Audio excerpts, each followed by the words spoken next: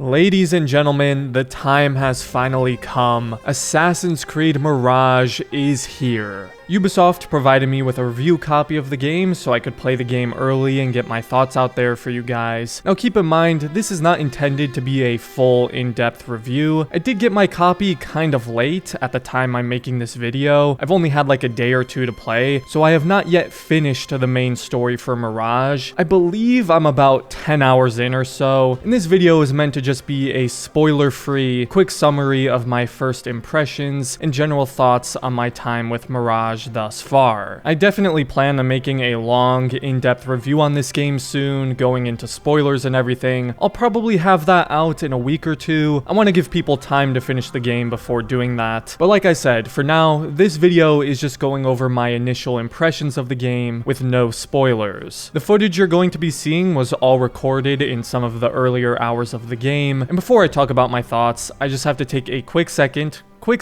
to thank you guys. It's been a long, almost 3 years since Valhalla released back in 2020, and the growth my channel has gone through since then has been very surreal for me, and you guys are the reason I get to play Mirage early and make a video on it, so thank you. But okay, let me just give you my general opinion on Mirage so far. Guys, I'm really enjoying it. You could probably surmise that from the thumbnail, but man, 10 hours in and I have been having a consistently great time with it. I have so many thoughts and different things I want to touch on. I don't really know where to begin. I'm gonna try and keep it simple and brief for this video. We'll see how that goes. So let's start with the setting in Baghdad, because this may just be my favorite part about the entire game. First of all, as expected, the visuals are phenomenal. Watching gameplay of this on YouTube really doesn't do it justice or prepare you for how great it looks when you're actually playing the game. This game's lighting and environments are gorgeous, and not even just in Baghdad specifically, that goes for Ambar and all the surrounding areas as well. Even the beautiful mountain area by Alamut. I kid you not, the first time the game lets you free roam in Baghdad and the surrounding wilderness, I had full chills. Now fidelity wise, it's not a huge jump over Valhalla, but man, these environments look so good. And after soaking up this world and exploring for 10 hours, I genuinely believe this is up there with one of the best open worlds in the series. I swear, this is not the hype talking or anything. Baghdad is that good. I don't know if it surpasses Paris from Unity. It's hard to say right now, but this world checks all the boxes I want from an Assassin's Creed open world. The crowd density is very impressive. It makes Baghdad feel so alive, and these crowds bring a level of interactivity that we haven't had in the series in ages.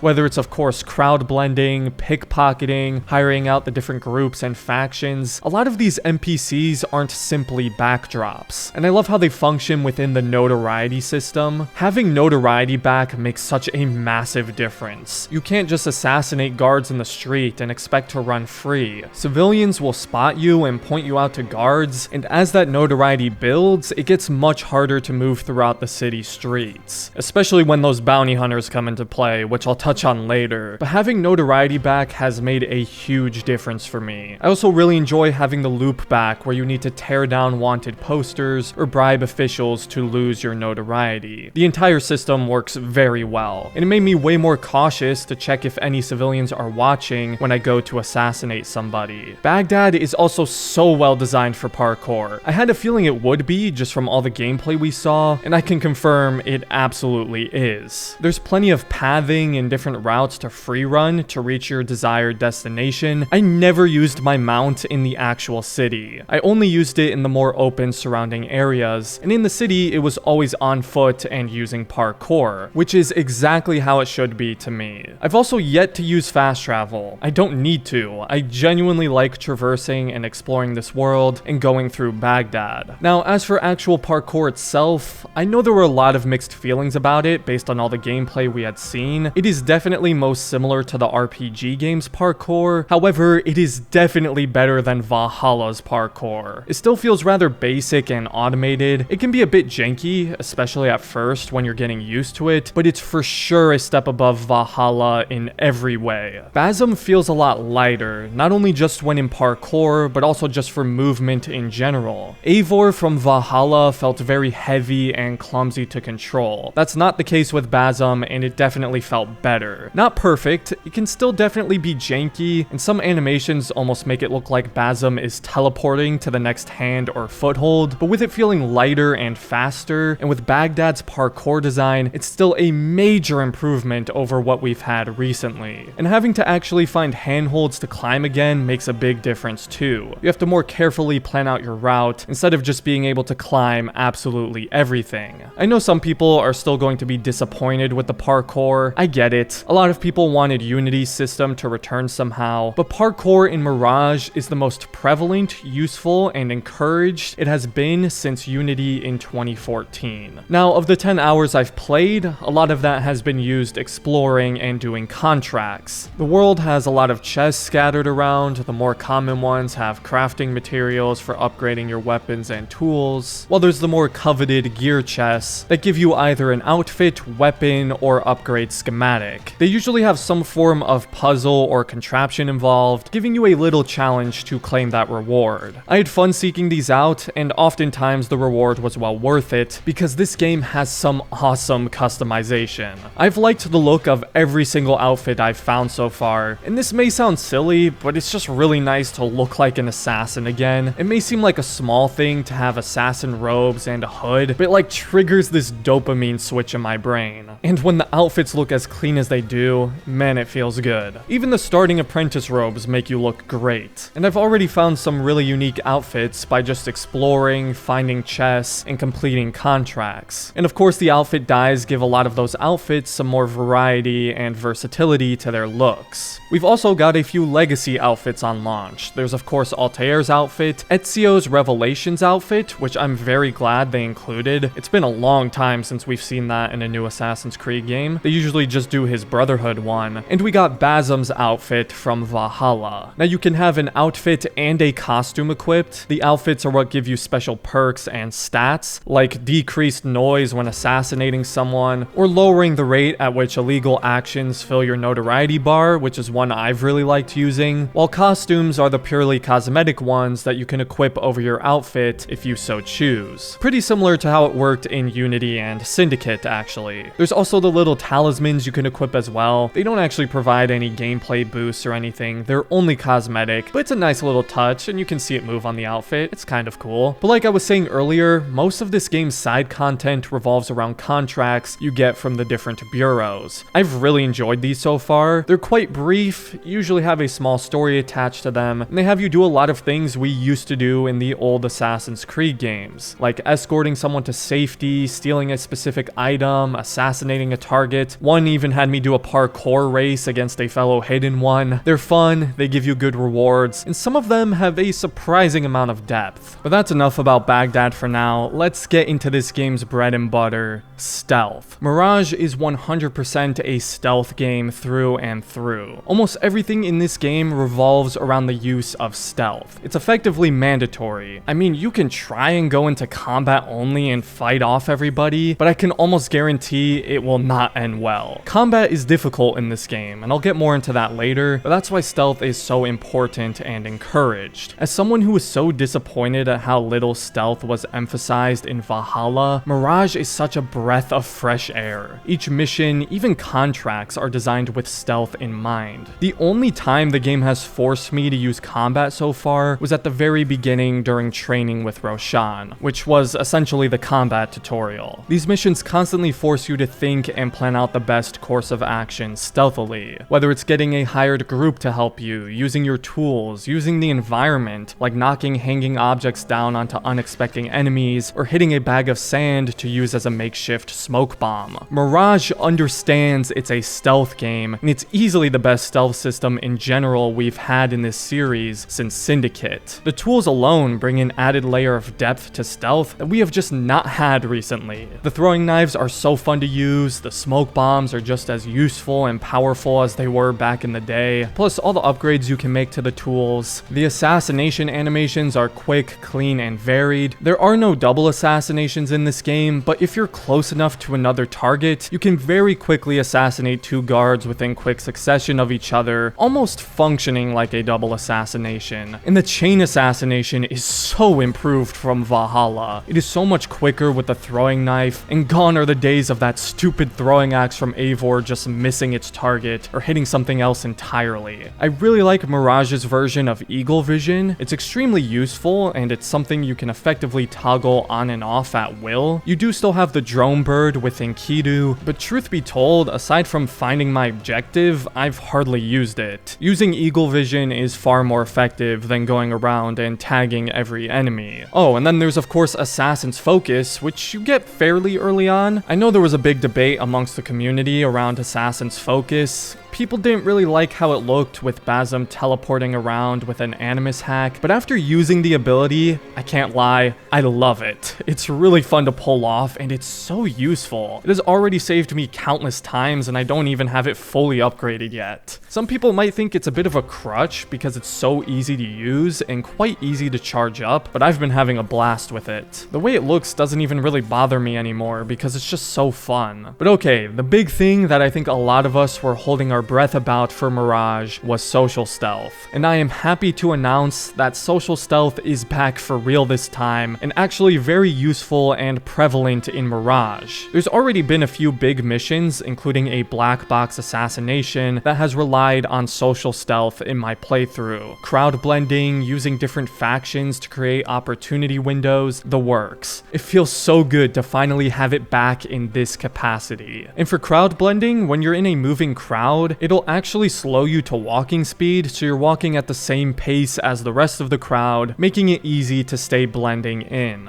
Those missions that really embrace social stealth have already been some of the highlights of my playthrough. And same goes for the black box missions. I haven't done a ton of them yet, but the ones I have done have had multiple different opportunities and ways to approach, where the game just gives you free reign and lets you decide for yourself how to go about completing it. Now for the assassination I did, there were a lot of different ways I could go about drawing a specific target out into the open for an assassination. I'm not sure how much variety there is to the ending result. I need to replay to know that for sure, but there's definitely different paths and routes you can take to get there. Again, I haven't done all of them, but so far so good, and I'm hoping the rest are just as open, with multiple opportunities, if not more so. Using the different factions to distract or attack guards has been really fun. You use tokens to pay them, which you can get by pickpocketing or completing different contracts and missions. And most importantly, the factions feel useful and important. There was this one area where I was out in the open and I didn't want to engage in combat, so I paid a musician to distract the guards while I slipped by and opened a chest. There were plenty of other times where I used a crowd to slip by a restricted area, or mercenaries to fight off guards at a front entrance for a distraction. Just having that choice and multiple options brings so much more to how you can approach stealth. Even the benches have been useful. I've used the bench assassination quite a lot already, and not only does it look really cool, but it's genuinely useful, especially if you're in a public space and you don't want civilians to see you kill a guard and gain notoriety. Stealth in general is just so much more than what it has been in like the last 8 years or so, and having developers that actually understand what players want and what's useful in a stealth game is so refreshing. It finally feels like someone gets it. Someone understands what we've been wanting and what the series has been desperately missing recently. But what about combat? Like I said, combat really feels more like a last resort in this game, and I'll be honest, at the beginning, I didn't really like it. It just felt too useless and weak to me at first, but once I got more comfortable with it, learned some of the combos you can do, and just got a better feeling and understanding of it, it's grown on me a lot. It's still rather basic and definitely not the ideal way to go through missions, but I still found it to be fun and satisfying, especially with those kill animations. I love that nearly every time you get a kill, there's some form of combat finisher. You're not just hitting an enemy until they ragdoll like in the RPG games, and there's surprisingly a lot of variety to the animations, and some of them are really badass.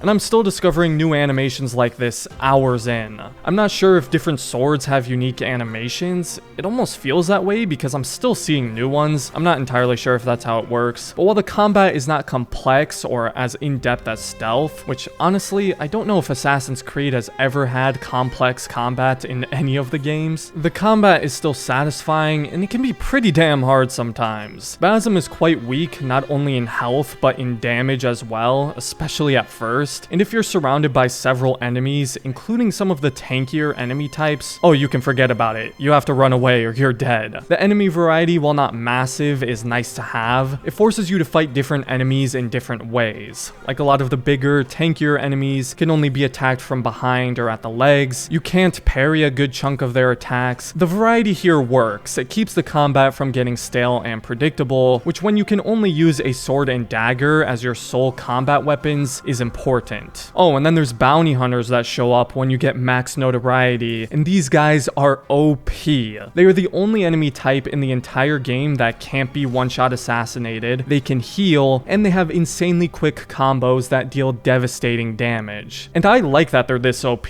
because it makes you want to avoid getting max notoriety at all costs, and it feels like a massive threat has arrived when you see one of these guys. Let me play you a clip of me fighting one where I actually felt I was doing really well and had the jump on him.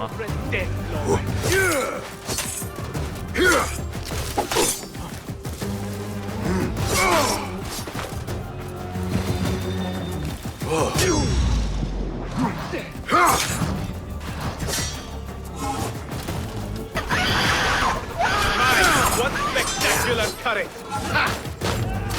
Eat it! Got you! Like, it's crazy. I've yet to kill one, but I'm going to be oh so satisfied once I do. And finally, I want to give my thoughts on the story so far. I'm not going to be going over any spoilers or anything. Again, I haven't finished it yet, so I can't give my finalized stance on it, but I have a few notes so far. First of all, I'm really liking how the story feels tonally. It takes itself seriously. Some of the more recent games have gotten a little more goofy and lighthearted with its tones. This story is very serious and down to business. The hidden ones aren't messing around or playing games. It can get pretty dark too. There was something that happened at the beginning that kind of took me off guard. I wasn't expecting them to go that dark right away. But this game has quite a lengthy introduction period. It's a while before you become an official hidden one with Bazum, as you spend a good chunk of time as a street thief and then in training at Alamut. Some people might want to get right into the action and become a hidden one immediately, but I for one like this kind of slower, more gradual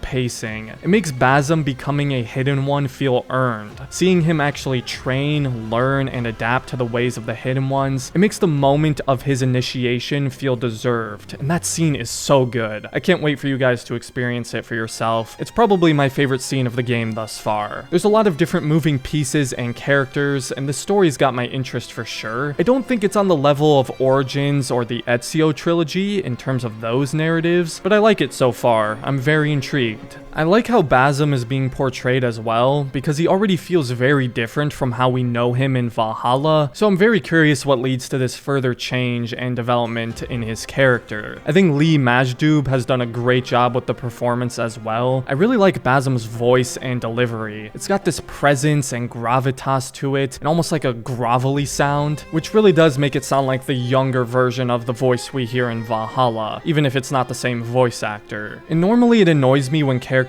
talk to themselves in these games a lot, but Bazum has had some cold one-liners. Your hour has come.